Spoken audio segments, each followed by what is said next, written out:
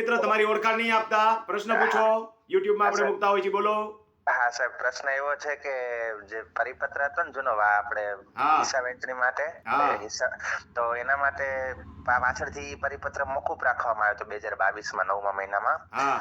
તો હવે જે તમે જે રીતે કીધેલું હતું ને કે આપણે કોઈ 7/12માં ભાગ હોય, અંદર અલગ અલગ વારસદારોના નામ અને કૌંસમાં એના ક્ષેત્રફળ હિસ્સો આપેલો હોય, હા, તો હવે એને આપણે નકશા પ્રમાણે વહેંચણી કરવી હોય તો શું પ્રોસેસ કરવી પડે? હિસાબમાં આપણે જ કરવી પડે કે બીજું કઈ માર્ગદર્શન? જુઓ, આગલો પરિપત્ર હતો એ સરકારે રદ કર્યો અને પછી નવો પરિપત્ર બહાર પાડ્યો છે. છતાં પણ બધા કેસની અંદર પાનિયા સીધા જુદા નહીં પડે. 7/12 ના પાનિયા પરિપત્રના પ્રથમ હિસાબ મુજબ એવું અર્થઘટન કરવામાં આવતું હતું કે વારસા એન્ટ્રી થઈને આવે તો પણ પાનિયા છૂટા ન પડતા. એના માટે સરકારે પરિપત્ર બહાર પાડ્યો છે કે વારસા એન્ટ્રીના સંદર્ભની અંદર અથવા ભાઈ ભાગની વહેંચણી થકી થાય એમાં પાનિયા જુદા પાડવા. પરંતુ જે લોકોએ સંયુક્ત રીતે જમીન ખરીદેલી હોય અથવા તો જેની અંદર હિસ્સાની ટકાવારી લખેલી હોય અથવા તો જેની અંદર 7 નંબરની અંદર ક્ષેત્રફળ લખેલું હોય કે ભાઈ 4 ભાઈઓના નામ ચાલે છે ને હું રમણીકભાઈ કોટડિયા આમાંથી 1 એકર જમીનનો માલિક છું, 40-48, અથવા તો 1-1-1-41 3 એકર જમીનનો માલિક છું અને બાકીનાનું સંયુક્ત ચાલતું હોય તો મારે મારો હિસ્સાનું પાનિયું સીધું જુદું પડે નહીં, માપણી કરાવવી પડે. ક્લિયર? હા, ક્લિયર સાહેબ. એટલે માપણી કરાવી નાખાય એનામાં તો બધા અલગ થઈ જાય. માપણી કર્યા પછી જુદો પડશે. હા, સંયુક્તમાં ટૂંકમાં નામ ચાલતું હોય ને ત્રીજો વ્યક્તિ એનો સંયુક્ત મિલકતમાં ખરીદનારો વારસદાર હોય અથવા તો સંયુક્ત પૈકી કોઈ એકે જમીન વેચી હોય અને એનો હિસ્સો એમાં સ્પષ્ટ બતાવેલો હોય, તો આવા સંજોગોની અંદર 7/12નું પાનિયું સીધું જુદું ન પડતું હોય તો એને માપણી કરાવવી પડે.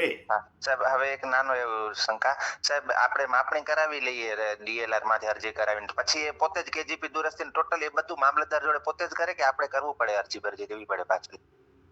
તમારે હકોરવું પડશે. ઓલું બળતું હોય ને, હકોરો નહીં તો ઠરી જાય. અચ્છા. એટલે હકોરવાનું કામ તમારું. કરવાનું ક્યાં સુધીનું કામ એનું તમારે ઓનલાઈન અરજી કરવાની, પૈસાની ફી ભરવી, પછી ત્યાં દેવા જવાની. ખરેખર નો જ આવી દેવી પડ્યું પણ સરકારે એક સિસ્ટમ રાખી છે કે સલામ મારવા જવાની. એટલે ઓનલાઈન પૈસા ભર્યા પછી આખું બંચ જે છે તમારું એફિડેવિટ જે કઈ નીકળ્યું હોય, પૈસા ભર્યાની રસીદ, અરજી બધું ત્યાં દેવા જવાનું. દેવા જવા પછી શાંતિ રાખવાની. SMS આવશે, માપવા વાળો આવશે. સાદી માપણી હશે તો 60 દિવસની અંદર ને અર્જન્ટ માપણી હશે તો 30 દિવસની અંદર ન આવે તો પાછી અરજી દેવા જવાની, લેખિતમાં જ દેવાનું. પાછું આ પપોળું બધું ભરાવાનું, અંદર સાથે જોઈન્ટ કરવાનું. હવે માપી જાય એટલે માપણી સીટ લેવા માટે 15 દી પછી જવાનું, નહીં કરી હોય અઠવાડિયા પછી જાવ તો હાલે, અરજી લખીને આવવાની કે મને આની માપણી સીટ મળેલ નથી, આપવા વિનંતી. અર્જન્ટ માપણી હશે તો વગર પીસે મળશે અને સાદી માપણી હશે તો પૈસા દઈને મળશે. એની સાથે હિસાબ ફોર્મ આવશે ને માપણી સીટ આવશે. આટલી વસ્તુ મળી જાય પછી એ લોકોએ KGP ભરવાનું હશે, ભરશે નહીં. 2-3 ધક્કા ખાવા પડશે, ખાવા જ પડશે. કારણ કે આ સિસ્ટમ એટલી ખરાબ થઈ ગઈ છે, ત્યાં કોકને કામ આપશો તો થઈ જશે.